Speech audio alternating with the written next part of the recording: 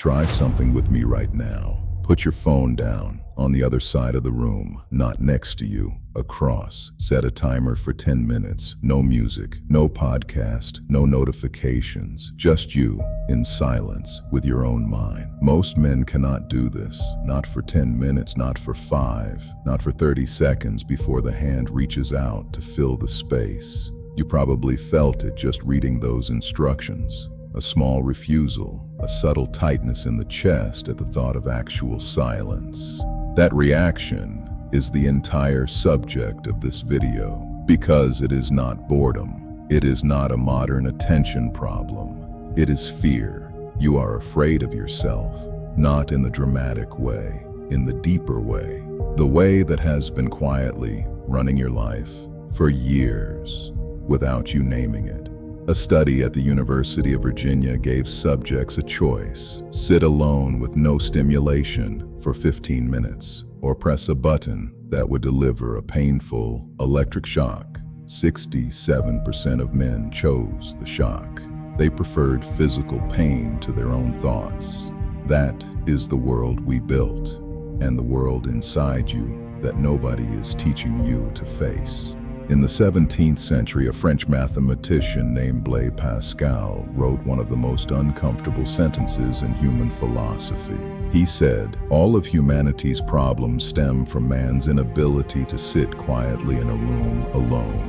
Pascal was identifying something disturbing, that when a man is alone with himself, without distraction, without input, what surfaces is everything he has been avoiding, the grief he never grieved, the decisions he made and pretended not to make, the questions he cannot answer, the silence where his sense of meaning was supposed to be.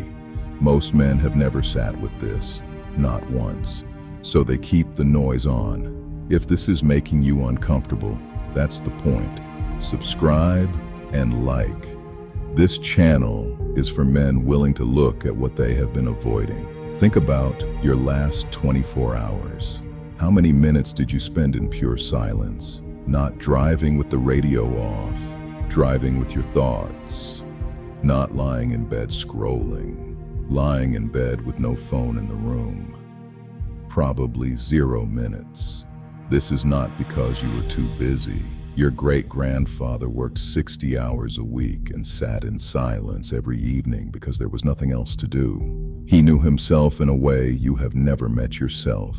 You are not too busy. You are too afraid. The phone is not a tool. The phone is an escape hatch. Every notification, every scroll, every podcast in the background. These are a way to never be alone with the man you actually are. The man you are avoiding is not your enemy. He is the only one who can tell you what is actually wrong, what you actually want, what you have been pretending about yourself for years. The grief inside you is trying to be felt so it can leave. The questions inside you are trying to be answered so you can move forward. The version of yourself you have been running from is the only version that knows what your life is actually missing, but you cannot meet him through a screen.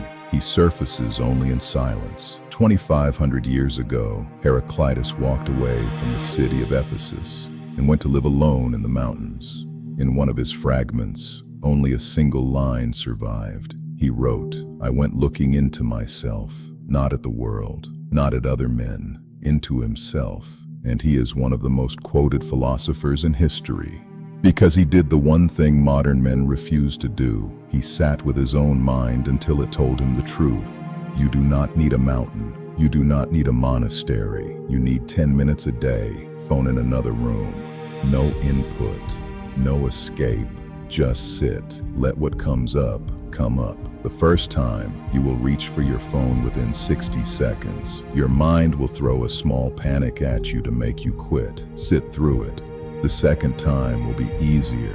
The 7th time, something will surprise you. The 30th time, you will start hearing things you have been avoiding for years. Some of what surfaces will be hard. That is the cost of meeting yourself. But the man on the other side of that practice, the man who can sit in silence without flinching, that man cannot be controlled by his phone, his moods, or his fear. He has met himself. He is no longer running. You will have to fight to be alone with yourself. That fight is the most important fight of your life, because the man who cannot sit with himself is owned by every screen in his pocket. The man who can owns himself. Start today. 10 minutes. No phone, no music, no escape. Meet the man you have been avoiding. He has been waiting a very long time.